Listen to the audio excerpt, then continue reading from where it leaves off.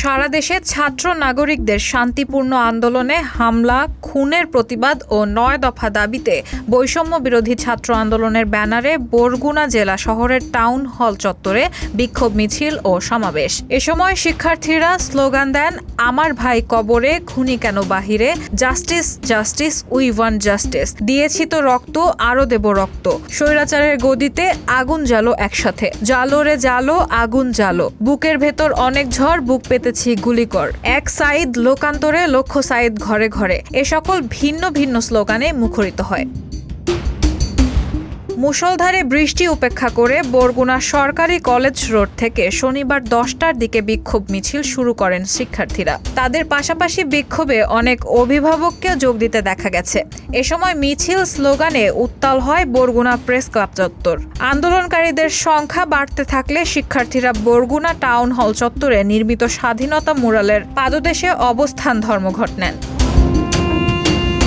কোটা বৈষম্য বিরোধী বিভিন্ন স্লোগান সম্বলিত ব্যানার ফেস্টুন নিয়ে বরগুনায় বৃষ্টির মধ্যেই চালিয়েছে ছাত্র জনতার গণমিছিল। হাজার হাজার মানুষের অংশগ্রহণে বিশাল বিক্ষোভ মিছিল শহরের টাউন হল চত্বর মুখরিত হয়েছে। বেলা 12টার দিকে বিভিন্ন এলাকা থেকে নতুন নতুন শিক্ষার্থী বিক্ষোভ সমাবেশে যোগ দেন। কোটা বিরোধী শিক্ষার্থী ও অভিভাবকগণ স্লোগানে স্লোগানে মুখরিত করে গোটা চত্বর। সমাবেশে বক্তব্য রাখেন অভিভাবক মাইনুল হাসান রাসেল, অভিভাবক আবু হানিফ মাতুব্বর, সমন্বয়ক মুইদ হাসান, মীর নিলয়, সাজ্জাদ হোসেন আশিক, রওজা ইসলাম তৌফিক, আনিকা আক্তার, জুমান আহমেদ, রাশেদুল ইসলাম রেশান, সাজ্জাদ হোসেন আশিক সহ কোটা বিরোধী নেতৃবৃন্দ।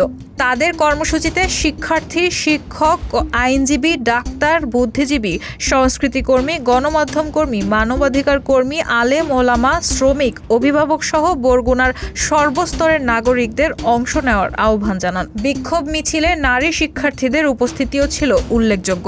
এদিকে টাউন হল মোড়ে পুলিশ সদস্যরা সতর্ক অবস্থান নিলেও আওয়ামী লীগ, যুবলীগ ও ছাত্রলীগ তাদের অঙ্গ সংগঠনের কাউকে এই এলাকায় অবস্থান করতে দেখা যায়নি। পরবর্তী কর্মসূচিতে সকলকে সক্রিয় অংশগ্রহণ করার আহ্বান জানিয়ে বেলা 2টার দিকে শিক্ষার্থীরা অবস্থান ধর্মঘট সমাপ্ত করেন। রায়হানা মুন, সবার কথা।